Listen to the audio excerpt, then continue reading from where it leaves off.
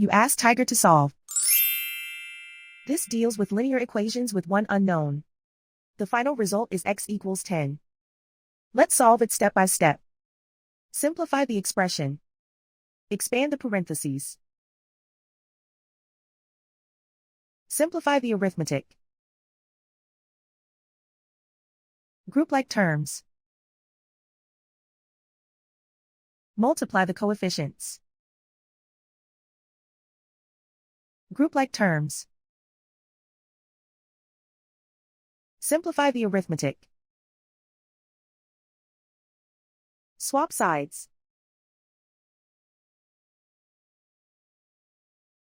Isolate the x. Divide both sides by 15. Simplify the fraction. Find the greatest common factor of the numerator and denominator. Factor out and cancel the greatest common factor. And so the final result is x equals 10.